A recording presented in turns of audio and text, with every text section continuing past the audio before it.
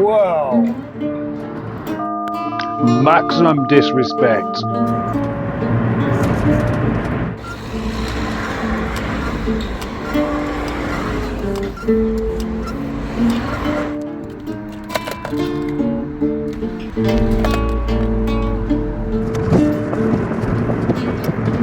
That's better.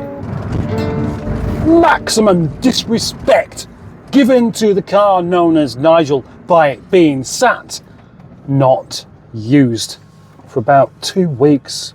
Poor thing. Just started though, no trouble at all. I wouldn't have seen this coming, but this car has got dirtier because it's not been driven in the rain. Instead, it's just been parked up with the dust coming up from everywhere because there's no water to hold any of the dust down. And so, in consequence, it's covered in dust. When I went to Pride of Longbridge and when I went to the Elland Road car show meetup thingy, I didn't wash it. I just used some of that waterless stuff because it's actually quite good on a car that's not that dirty. But this has got so much on it that there's no way that I'm going to clean this without quite a lot of water. I don't even want to open the window at the moment because I'm afraid of scratching the glass to buggery.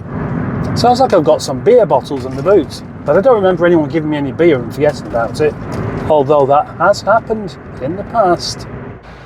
Seriously dusty. It's a disgrace. It's covered in bird poo and desert down both sides.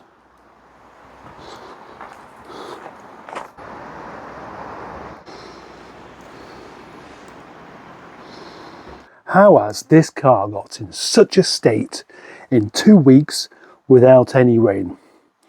Well, I've already explained that bit. And today I'm going to wash it. And yes, I will video it. I shall indeed. I don't care who doesn't like it. After all, Boaty and I have got divorced.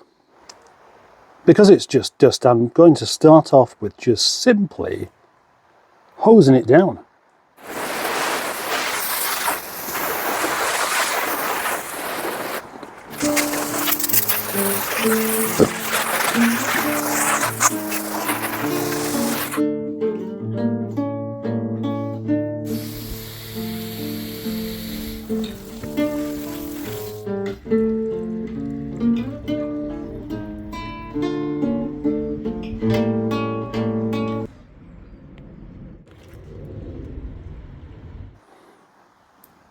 Yes, not particularly happy with the beading, and I think it needs some more wax. As you may and should know, Nigel is a collection of all sorts of other cars, and this is a tradition I intend on keeping. So the latest car to be, meeting a sticky end is the MGTF, and from that car I have taken this. Will this look better than that?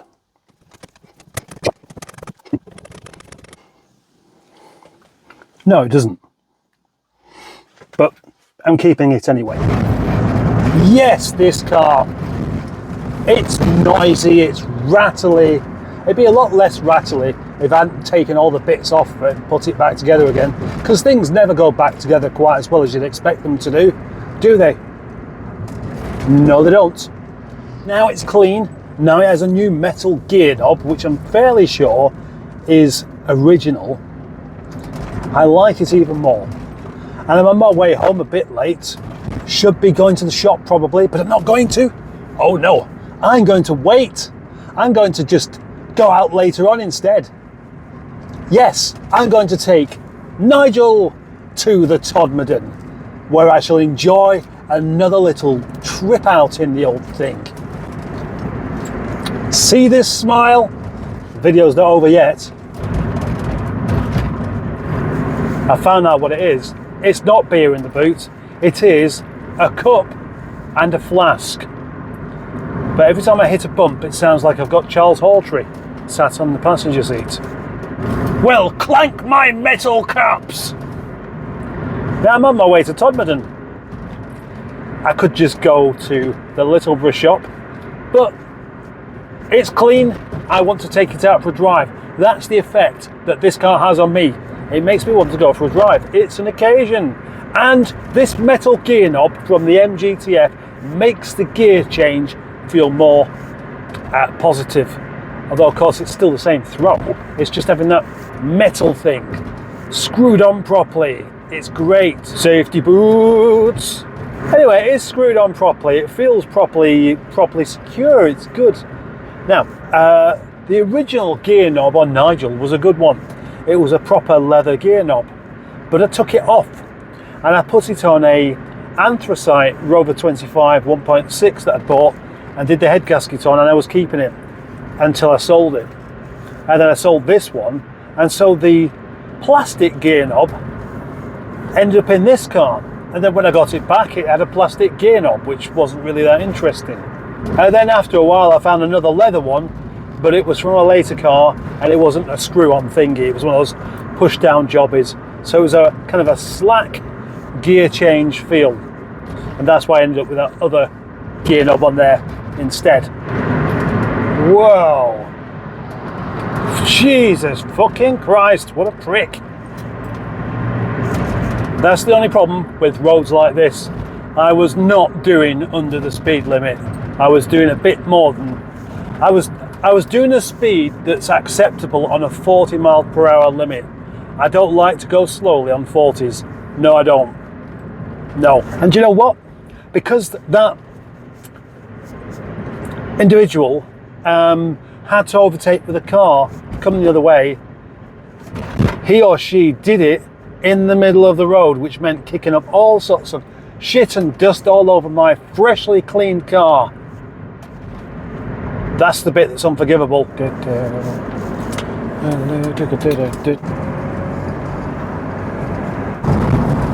Everywhere you go, you're going to get that kind of thing.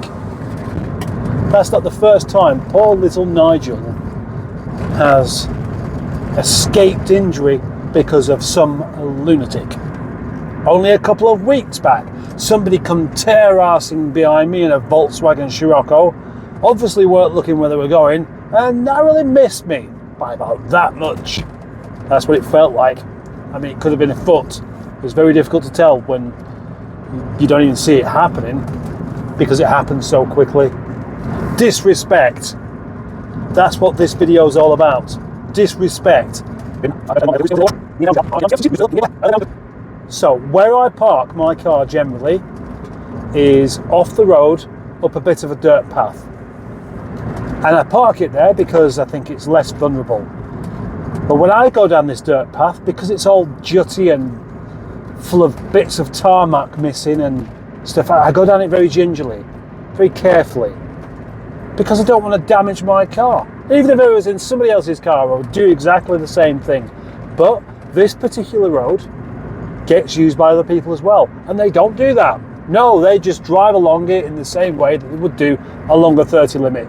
Like these particular chunks of tarmac missing doesn't affect their car. Well, guess what? It does, and it affects mine, because it kicks up loads and loads of dust as they do it. Anyway, it's not one particular person, it's just how people are. Not everybody's like me. Not everybody can actually do something and think about it whilst they're doing it. So, they're forgiven. It just meant a really filthy car. With that, I think I'm going to finish this video off, because I'll be home soon.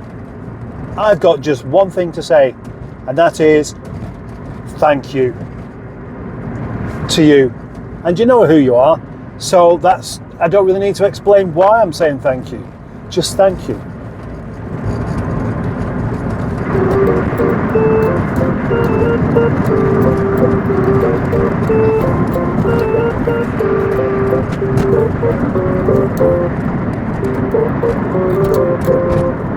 Yes, that is the end of the video.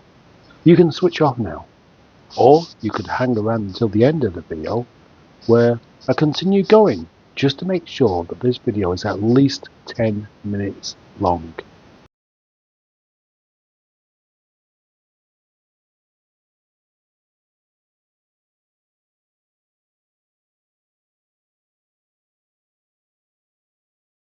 Nothing else is going to happen.